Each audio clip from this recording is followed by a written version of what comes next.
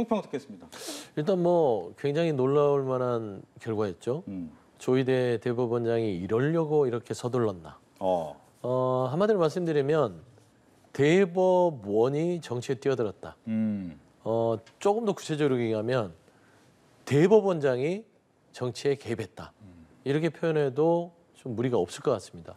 물론 대법원의 판단은 존중받아야 되고 그 판단에 대해서는 다소 마음에 들지 않다 하더라도 당연히 이거는 많은 고심 끝에 내린 결정이라고 볼 수밖에 없죠. 그렇지만 이 절차상의 여러 가지 흥결들이 석연치 않은 게 많습니다. 5월 1일에 기일을 잡아서 가는 부분들, 그다음에 대법원의 전원 합의체로 넘어가는 그 과정 속에서의 규정과 관례를 무시하고 대법원장의 자의로 판단해서 이 부분을 너무 빠르게 진행된 거. 5월 1일 날 대법원에 파기환송 유죄 취지의 파기환송이 있었고 5월 2일 날 한덕수 권한대행이 후보가 되는 과정을 겪고 있습니다. 그렇게 따졌을 땐 이게 우연의 일치일까? 10대 1로 파기환송의 결과가 나왔지만 또 10명은 우연치 않게 윤석열 대통령이 임명한 대법관이 파기환송에 찬성을 하고 문재인 전 대통령이 임명한 대법관 2명은 반대 의견을 냅니다. 그다음에 이 판결문에 반대 의견의 쪽수가 훨씬 더 많다는 것들. 페이지가 많다는 것들을 보면 대법원이 국민이 32일 뒤에 선택할 선택권을 미리 재단하고 예단해서 그 선택권을 본인들이 알아서 결정했다는 부분들은 민주주의 원칙에 있어서 좀 심각한 어떤 그런 침해지 않을까라는 부분을 좀 지적하지 않을 수 없습니다. 예. 민주당의 심정이나 그런 건 이해하지만 저는 대법원의 판단은 존중받아야 된다고 생각합니다. 그리고 우리 모두가 간과하고 있는 부분이 하나 있는데요. 우리 대법원은 대법원장을 빼고 대법관이 13분이 있습니다. 13분의 대법관이 어떻게 임명이 되냐면은 대법원장의 제청으로 대통령이 임명하는 겁니다. 김명수 전 대법원장이 제청한 대법관이 7분이에요. 그 7분 가운데 2분이 이번에 심리에 참여하지 않았습니다. 그리고 5분 가운데 3분도 찬성에 임했습니다. 그 얘기는 뭐냐면은 정말 대법원의 전원 심리를 통해서 대법관들이 정말 법리에 따라서 공정하게 해석했다 이렇게 볼 수 있는 거거든요. 만약에 민주당의 논리대로 한다면은 김명수 전 대법원장이 추천한 그러한 대법관들도 다 반대했었어야죠. 하지만 5분 가운데 2분만 반대를 했고 3분은 찬성을 했단 말이죠. 그래서 대법원의 판단은 존중받아야 된다. 그리고 어저께 판결문에도 분명히 명시를 했습니다.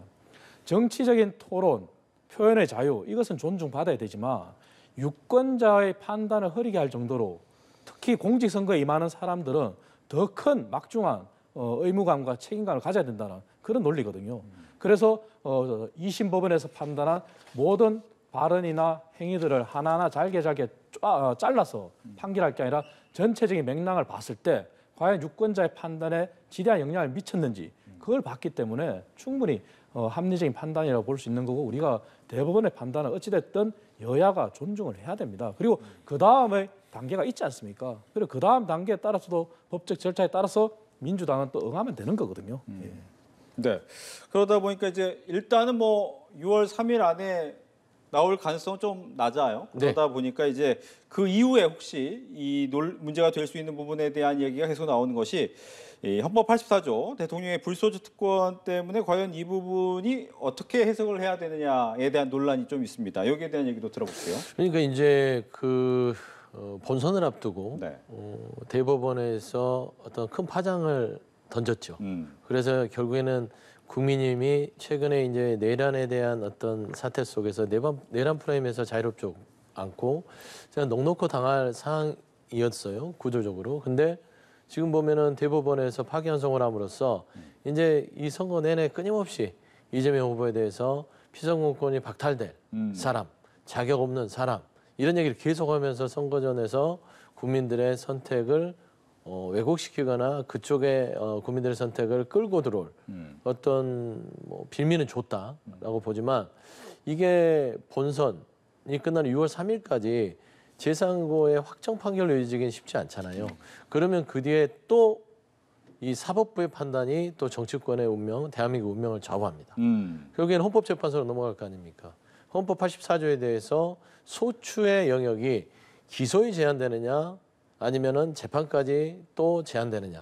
특권의 범위에 대해서 소와 추에 대한 규정들을 바로잡아달라는 헌재 판단이 나올 것이고 그 판단이 나오는 거에 여부에 따라서 예를 들어 이재명 후보가 대통령이 된다면 재판이 계속 진행된다면은 국정원장에 여러 가지 위태로운 상황에서 국정운영을 해야 될 것이고 만에 하나 84조에 대해서 헌재가 소추는 재판까지도 중지되는 거. 그러니까 대통령이 국정운영을 잘 안정적으로 하기 위해서는 소추의 제한을 최소한 임기 동안은 보장해야 된다. 내란과 외환을 빼면 그렇게 해야 된다라고 했으면 또 자유로울 수 있는 것이라서 결국에는 또 헌법재판소의 시간이 됐다. 저 그래 봅니다. 예. 사실 소추라는 부분이 결국은 법조계에서도 논란이 많지 않습니까? 이것을 이제 기소, 공소 제기만 의미하느냐 아니면 재판까지 포함하느냐 법조계도 논란이 있을 정도로 우리 헌법에 형사상의 소추라는 단어를 썼기 때문에 그렇습니다. 하지만 우리 헌법의 또 다른 측면에서 봤을 때 국회의 탄핵 소추라는 또 용어가 있습니다. 거기에 비춰 봤을 때는 또 소추라는 용어가 재판까지 포함하는 게 아니다 이런 또 주장이 있습니다. 하지만 말씀하신 대로 물론 최종 판단은 대법원과 헌법재판소가 하게 되지만 우리나라는 각심 재판부가 굉장히 독립성이 강한 그런 권한을 가지고 있습니다. 결국 이재명 후보가 대통령이 설사된다고 하더라도 이재명 후보의 판단에 대한 재판부는 각급 재판부에서 먼저 판단하게 될 겁니다. 그렇다면 그 판단에 따라서 또 헌법 소원이라든지 권한쟁의라든지 여러 가지 또 법적 이의 제기가 있을 수 있겠죠. 하지만 문제는 이렇게 저는 봅니다. 우리나라 광복 이후에 이번처럼 대통령 출마자가 자격과 관련해서 이러한 논란이 있었는지 사실 처음이거든요. 그만큼 대통령직이 가지는 존엄성, 고귀함, 엄격성 이게 굉장하거든요. 하지만 이러한 논란에도 불구하고 그 자격이 논란이 있는 사람이 이렇게 출마한 데 따른 이런 불가피한 문제가 생겼는데요.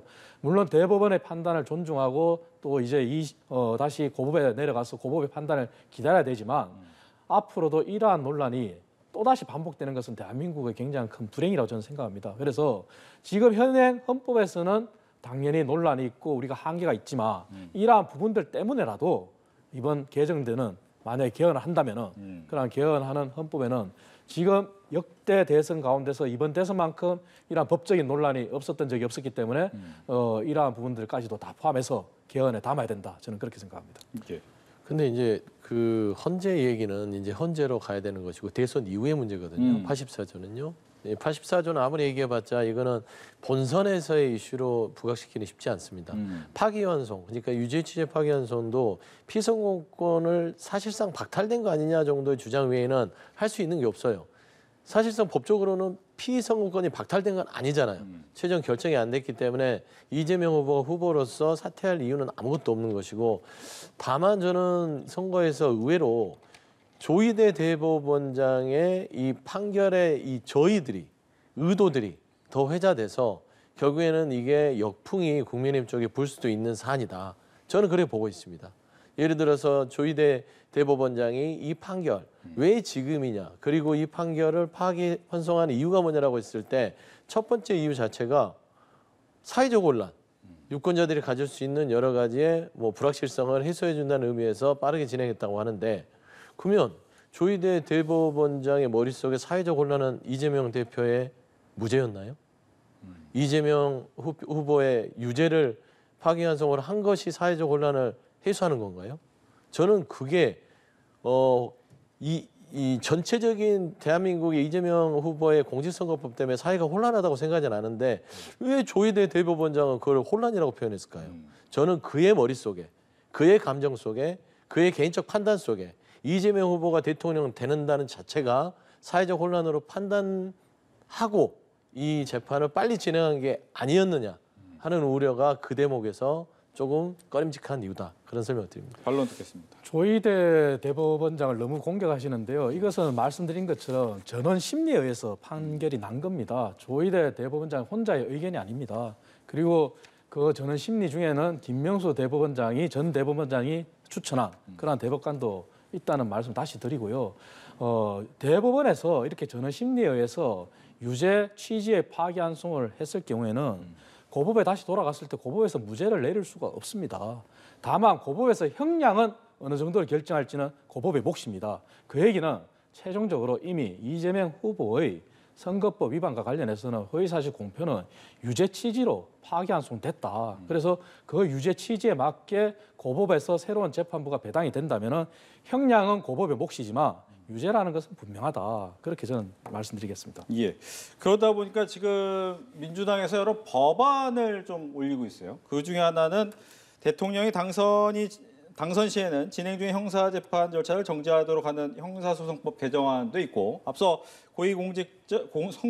공직선거법의 위반 사건에 대해서 출마를 제한하는 액수를 또 올리겠다라는 얘기도 나오고 있고, 여러 가지 법안이 있는데 이 법안 같은 경우를 지금 내야 되는가에 대한 또 질문을 할 수가 있겠습니다. 형소법 개정안 같은 경우는 일단 헌법 84조에 대한 논박이 이 헌법 학계에서도 있습니다. 이 소추를 어디에 범위까지 볼 건지 이게 이제 헌법재판소의 결정을 해줘야 될 사안이기 때문에 헌법에 미비점이 있다면 법률로서 보완하는 것은 당연한 것이고요. 향후에 이런 일들이 있을 때 이게 계속해서 어떤 갈등의 뭐 씨앗이 된다면 이 부분들을 해소하는 게 입법부의 일이에요. 그래서 저는 그 헌법 84조의 불확실성을 제거하는 형소법 개정안은 충분히 할 수 있는 일이다. 다만 그 공직선거법상에 있어서의 뭐 피선거권 박탈의 액수를 높인다거나 여러 가지 허위 사실에 대한 부분들을 삭제한다거나 이거는 지금 민주당에서 추진을 했던 게 아니라 민주당의 박모 의원이 아마 냈던 걸로 기억납니다. 네. 그게 그냥 개인의 어떤 아이디어 차원에서 발의했던 것이지 이걸 지금 현재 민주당에서 뭐 공론화시켜서 추진하고 있지는 않다라는 점은 좀 말씀드리고 싶습니다. 알겠습니다. 사실 이 부분만 보더라도 민주당의 입법 폭력이 얼마나 심한가를 우리가 알 수가 있죠. 얼마 전에도 헌법재판소법 개정안을 냈다가 이제 거부권을 행사해서 이제 국회로 다시 돌아간 적이 있는데요. 모든 법률의 정점은 헌법입니다. 하지만 민주당은 헌법을 넘어서는 법률안들을 너무나 많이 발의해요. 헌법재판소법만 하더라도 헌법재판관의 임기는 우리 헌법에 6년이라는 임기 그리고 연임기에 관한 규정밖에 없어요. 하지만 헌법재판소 개정을 통해서 어떻게 했습니까? 자동으로 임기가 연장되는 그러한 법을 냈단 말이죠. 그래서 거부권 행사할 수밖에 없는 것이고요. 이 법도 마찬가지입니다. 대통령이 됐을 때 재판을 중지한다 이러한 형사소송법 개정. 우리 헌법에는 헌법 84조는 대통령이 내란이나 외환의 죄를 범하지 않고서는 형사상의 소추를 받지 않는 불소추 특권에 대한 규정밖에 없습니다. 그렇다면 이 부분도 개정을 하려면 우리 헌법의 개헌이 먼저 전제가 돼야 됩니다. 그렇기 때문에 민주당이 이러한 헌법을 초과하는 헌법을 넘어서는 이러한 법을 개정하는 자체가 국민들로부터 또 비판받는 게 단지 한 사람을 위한 법이다. 이런 비판을 할 수밖에 없지 않습니까? 그래서 민주당의 입법 폭력이 한 해 두 해가 아니라 너무나 심한데 아무리 대선이 눈앞에 있고 대선이 중요하다고 하더라도 이렇게 무리하게 강수를 두는 것을 국민들이 어떻게 판단할지 그건 국민의 몫으로 저는 보고 있습니다. 근데 입법 폭력 주장할 수는 있어요. 그렇게 눈에 비치면 입법 폭력으로 보이는데 원래 폭력을 휘두르던 사람들이 폭력적으로만 다 보이나 봐요, 세상이. 행정 폭력이 뭔지 아십니까? 아까 말씀한 대로 헌법에 기초하지 않고 행정력을 행사하면 행정 폭력이죠. 그게 우리가 12월 3일 날 봤던 불법 계엄입니다. 헌법에 위반된 본인의 비상 계엄의 통치 행위를 저질러서 그게 파면의 이유가 돼서 행정폭력의 재단이 됐던 것이고 최근에 조희대 대법원장이 국민의 유권자의 선택권을 법원이 미리 판단함으로써 이런 헌법에 대한 기본, 본질인 국민의 주권을 침해했다는 측면에서도 그러면 이것도 사법폭력입니다. 그러니까 표현하기에 있어서 그럴 수 있으나 입법부는 법률로서 법률을 제정하거나 개정해서 그거를 실행할 의무가 있는 것이고 그러라고 입법부가 있는 거예요. 그리고 헌법에 위배되는 법률에 대해서는 어떤 제도가 있죠? 위헌법률 심판 제도가 있지 않습니까? 그래서 그런 부분들은 다 제도적으로 사법행정 입법이 견제와 균형에 따라 자기 역할에 따라서 헌법이 허용하는 법에 대해서 하는 것입니다. 그런데 어떻게 입법 폭력이 되죠? 국회의원이 입법을 안 하면 왜 국회의원입니까? 저는 그런 부분에 있어서는 좀 폭력이라고 표현하는 것들은 조금은 과하지 않냐 그렇게 말씀드립니다. 입법부의 권한이라는 게 법률안 재개정이죠. 그리고 예산심의죠. 그래서 행정부를 견제하고 그리고 사법부에 대해서도 물론 견제를 할 수도 있습니다. 하지만 입법부의 법률 재개정안이라는 거는 결국 국가 국민을 위한 보편적인 거여야 됩니다. 하지만 민주당이 입법 폭력이라는 얘기를 듣는 거는 단지 한 사람을 위한 그러한 법률 졸속 개정이지 않습니까? 그리고 헌법이 대한민국 법률의 모든 정점인데 그 헌법을 넘어서는 법률안 개정은 있을 수가 없는 겁니다. 그래서 거부권이 또 다시 도돌이표처럼 될 수밖에 없는 그런 상황이고요.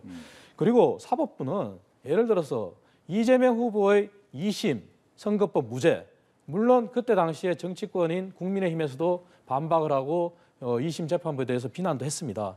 하지만 이러한 부분들은 국민의힘이나 민주당이나 서로 본인들이 유리할 때는 법원이 잘했다, 본인들이 불리할 때는 법원이 잘못했다, 이렇게 하는 것은 정말 국민들이 보기에 볼상사나운 거거든요. 그래서 이러한 부분은 여야가 모두 반성을 해야 됩니다. 그리고 사법부는 사법부대로 우리 재판부가 아주 강한 독립적인 그러한 권한을 가지고 있는 만큼 더 신중하게 판단을 내야 된다고 저는 생각하고요. 그래서 이러한 법원에 대한 존중, 법원에 대한 비난, 이것을 여야가 함께 고민할 대목이고 한 사람을 위한 법이 아니라 정말 보편적인 국민과 국익을 위한 그러한 입법을 행해야 한다면은 누가 비난하겠습니까?